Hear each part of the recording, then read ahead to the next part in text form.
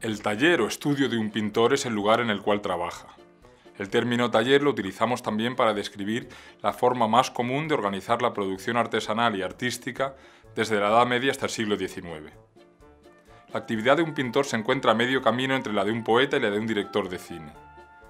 El pintor comparte con el primero un momento de introspección e inspiración, en el que su talento le permite convertir en arte a ideas surgidas de su experiencia de la vida y de sus conocimientos. Pero con unas pocas excepciones, el proceso de crear los cuadros tenía lugar en el contexto de un taller y con la ayuda de un equipo. Los jóvenes aspirantes a ser pintores se formaban en los talleres de un maestro pintor, en los que ingresaban a los 12 años aproximadamente. Estos aprendices realizaban labores como preparar los materiales y limpiar el taller. En esta imagen de un taller de mediados del siglo XVI vemos al maestro en el centro, pintando un cuadro de San Jorge y el dragón. En torno suyo vemos varios aprendices y algunos ayudantes de mayor edad. A cambio de su trabajo, los aprendices recibían instrucción para convertirse en pintores, además de alojamiento y comida. A partir del siglo XVII fueron apareciendo academias que se especializaban en formar pintores, pero la mayor parte de los artistas europeos hasta el siglo XIX se formaron en los talleres de otros artistas. Hacia los 19-20 años los pintores finalizaban su formación e ingresaban en el gremio, la organización que regulaba su trabajo. A partir de ese momento tenía dos posibilidades, o bien convertirse en un ayudante en el taller de un maestro o bien abrir un taller propio. En este último caso, ingresarían en su taller al menos un aprendiz y contrataría a uno o a más ayudantes. Vasari dice que Rafael llegó a tener 50 ayudantes en su estudio. Este sería un taller enorme para esa época.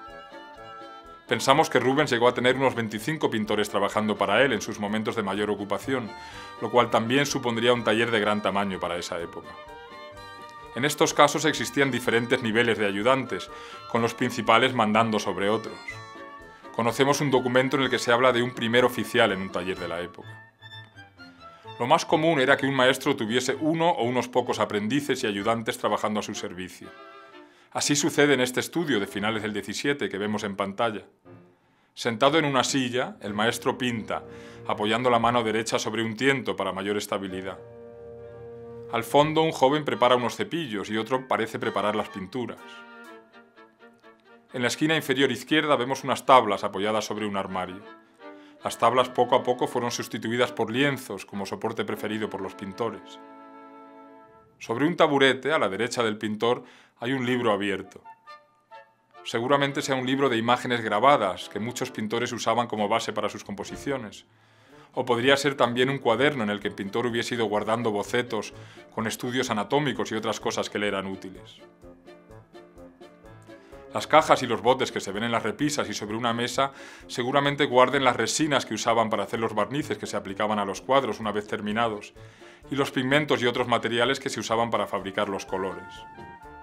A partir del siglo XVII muchos de estos materiales se podían comprar ya preparados, y no había que fabricarlos en el taller, aunque la mayoría de los pintores continuaba haciéndolo.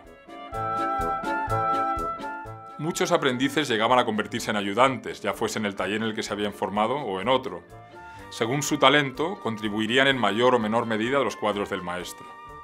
Sabemos, por ejemplo, que en un contrato que firmó en 1620 para pintar el interior de una iglesia en Amberes, Rubens dijo que haría el trabajo con sus ayudantes y especificó que entre ellos estaría Van Dyck.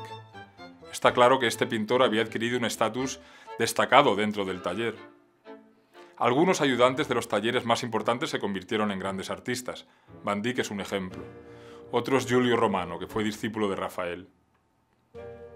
Al margen de aprendices y ayudantes, los maestros podían contratar a pintores itinerantes cuando había mucho trabajo.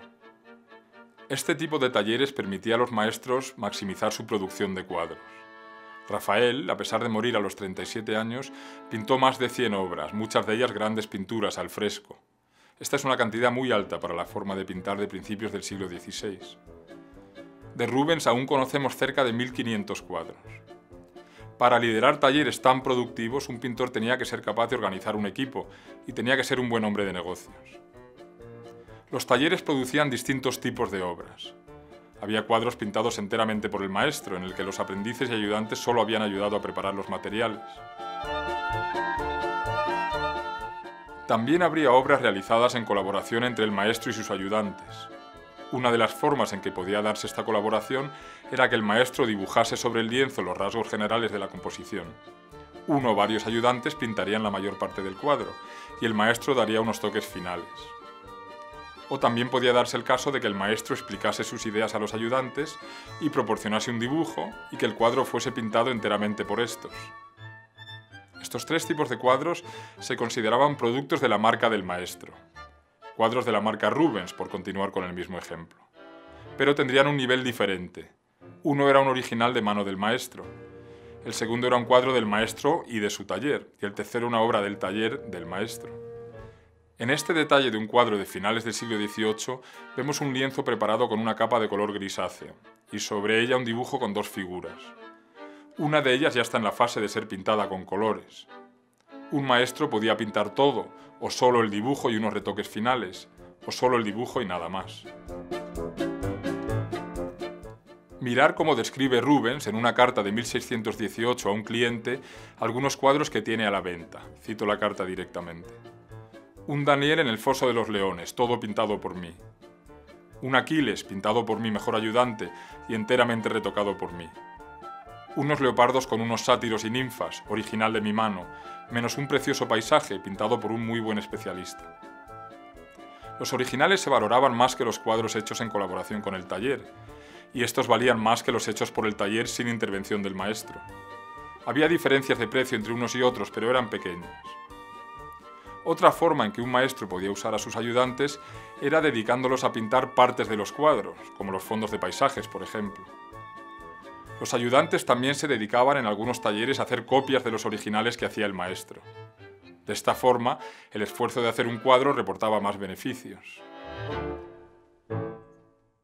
Esta es una copia de la Mona Lisa. Es muy parecido al original. Un estudio reciente hecho en el Museo del Prado, al que pertenece el cuadro, demuestra que se hizo a la vez que el original. Demuestra que mientras Leonardo trabajaba en su cuadro, sus ayudantes trabajaban junto a él haciendo este cuadro, y tal vez otras copias más. Tal vez el cliente había pedido un original y una o varias copias. O quizás el pintor hiciese las copias por iniciativa propia. En el caso de un retrato parece más probable lo primero. El método de pintar cuadros que hemos visto no era utilizado por el 100% de los artistas. Algunos preferían trabajar solos. No tenemos noticias de que Vermeer, por ejemplo, tuviese ayudantes. Quizás formase algún pintor, pero para pintar sus cuidadas y escasas pinturas no era necesario un taller.